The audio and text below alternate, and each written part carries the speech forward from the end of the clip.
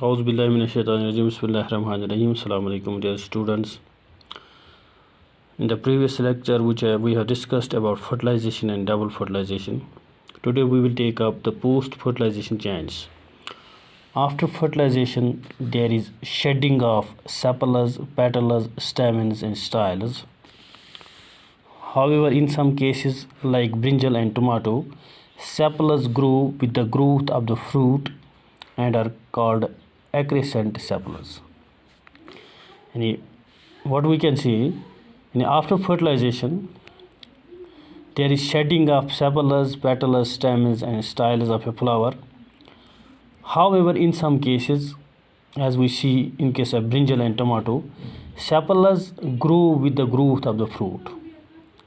They remain associated with the fruit and are called accrescent sepals, and such sepals are called accrescent sepals. And generally, sepals fall after fertilization, petals fall, stamens fall, and styles fall.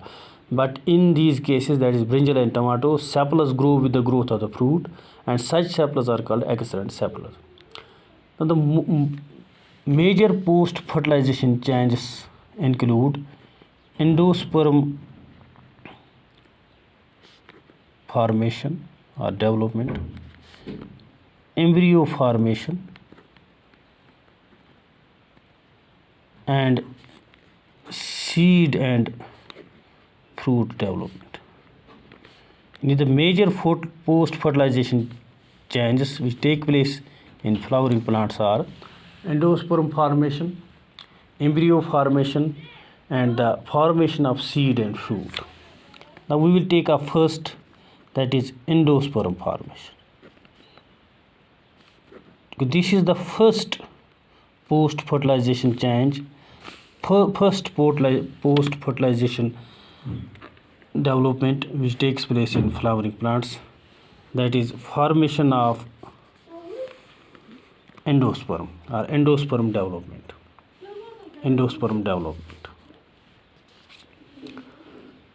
This endosperm, first we will see the endosperm. As we have seen in double fertilization, the triple fusion is the result of primary endosperm nucleus, and the endosperm develops, and the mature endosperm develops from the primary endosperm nucleus, which is the result of triple fusion.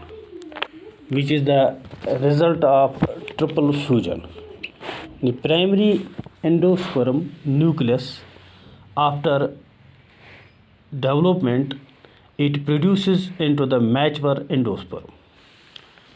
And what we can see, the endosperm develops from the primary endosperm nucleus, which is formed as a result of triple fusion.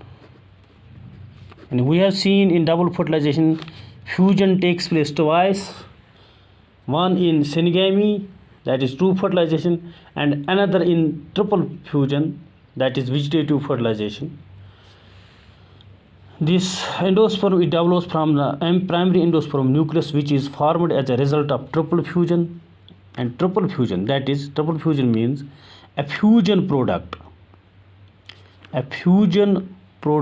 of polar nuclei, and two polar nuclei which are in the central cell, and one male gamete. They fuse to produce a triploid structure that is called primary endosperm nucleus, and this primary endosperm nucleus later on produces the secondary this endosperm or the mature endosperm. And this endosperm, it is the nutritive tissue. Which supplies food materials to the growing embryo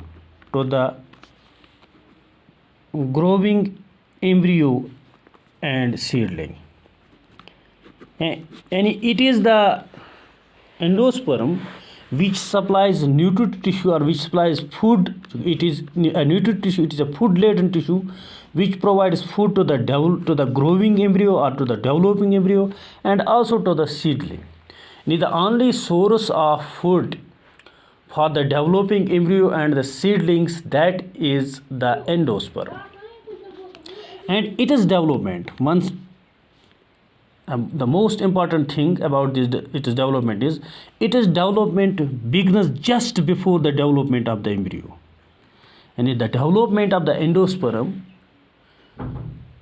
begins just before the development of the embryo. And what we can see, first endosperm development takes place, and then the development of the embryo takes place. And what we can say, first food laden tissue or the nutrient tissue formation takes place, development of the nutrient tissue or food laden tissue takes place, and then the actual embryo that later on produces the plantlet or the future offspring, then the formation of the embryo takes place. What we can see, it is development, that is the development of endosperm begins just before the embryo development and is of three types. It is generally of three types. Number first is the nuclear endosperm. Number second is the cellular endosperm, and number third is the halobial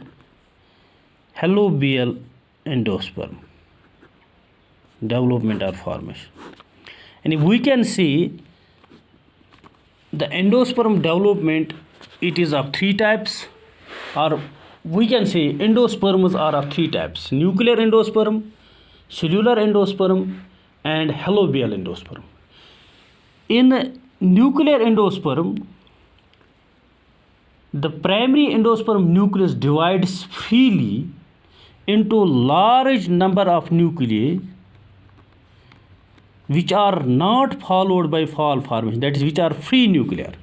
And in the primary endosperm nucleus, it divides freely into large number of nuclei without any immediate wall formation. What we can say, the first and the subsequent divisions of the primary endosperm nucleus, they are free nuclear, that is, they are not followed by wall formation. With the result, we get a multinucleate endosperm, and the nuclei, they are arranged in the periphery, leaving a large central vacuole in the center. They are arranged in the periphery, leaving a large central vacuole. Later, central vacuole disappears. And later during the development, central vacuole disappears and wall formation begins from the periphery. Then ultimately, this becomes cellular, but during the development, all the nuclear divisions, they are free nuclear, they are not followed by wall formation. With the result, we get a multinucleate this endosperm.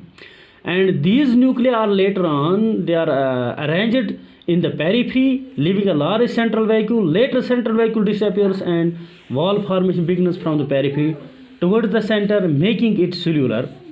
And this is the most common type of endosperm development in angiosperms, and is found in polypetalous, dicots, and some monocots.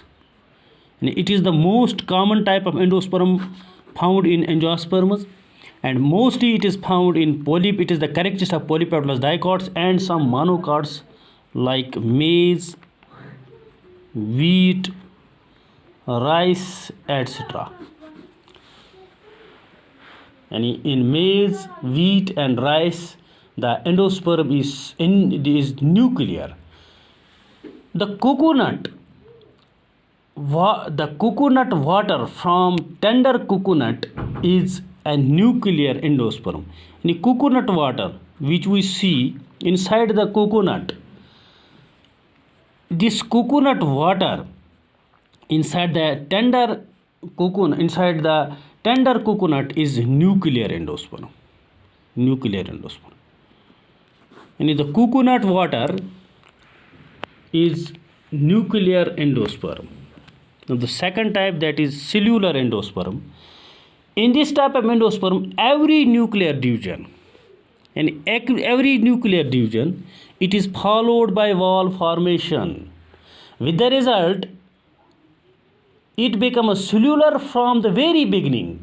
That is, first division, it is followed by valve formation resulting into two cells, micropylar and callosal cell, and the other divisions, they are also followed by valve formation. With the result, we get a multinucleate endosperm, multicellular endosperm. We get a cellular endosperm from the beginning, and this endosperm, this is the characteristic of gamopetalous dicots. This is the characteristic of gamopetalous dicots. This type of endosperm is the characteristic of gamopetalous dicots. The white kernel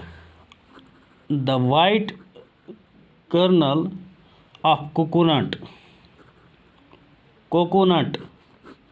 surrounding coconut water is cellular endosperm. Any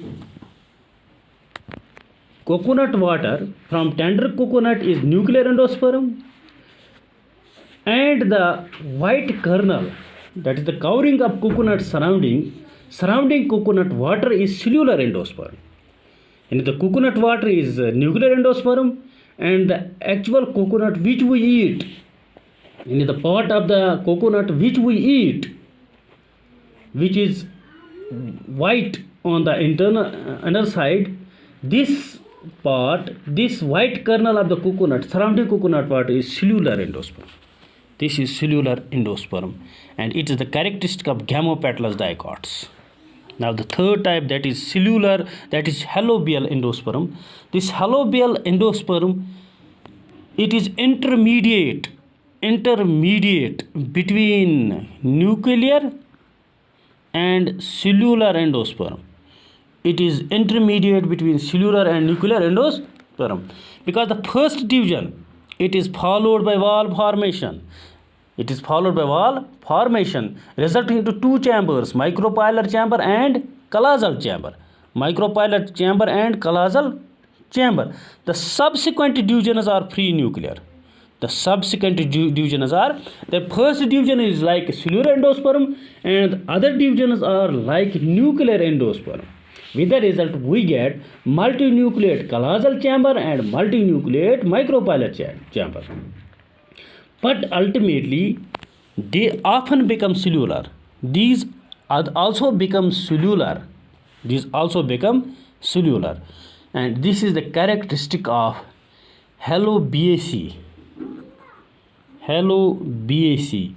an order of monocotyledons. So we have seen endosperm formation. The endosperm develops from primary endosperm nucleus, which is formed as a result of triple fusion, that is a product of two polar nuclei and one male gamete. It is the nutrient tissue that supplies food material to the growing embryo and also the seedling. Its development begins just before the embryo development and is of three types, that is nuclear, cellular and halobial. Nuclear endosperm. In this type of endosperm, the primary endosperm nucleus divides freely into large number of nuclei without any immediate valve formation. The nuclei so produced get arranged in the periphery, leaving a large central vacuole. Lateral central vacuole disappears and valve formation begins from the periphery towards the center, making it cellular. This is the most common type of endosperm and is found in polypetalous dicots and some monocots like maize, wheat, rice, etc. The coconut water from tender coconut is nuclear endosperm. Second type, cellular endosperm. In this type of endosperm, every nuclear division is of the primary endosperm nucleus followed by valve formation, making it cellular from the very beginning. It is the characteristic of gamopetalous dicots. The white kernel of coconut surrounding coconut water is cellular endosperm. Number third is halobial endosperm. This type of endosperm development is intermediate between cellular and nuclear endosperm. Here, the first division of the nucleus is followed by valve formation resulting into two chambers, micropylar and callosal one. The subsequent divisions are pre-nuclear in both the chambers, but ultimately they also become cellular. It is the characteristic of Halobiaceae, an order of monocotyledons. This is about this is all about the endosperm development or endosperm formation. This is all for today. Thank you. Assalamu alaikum.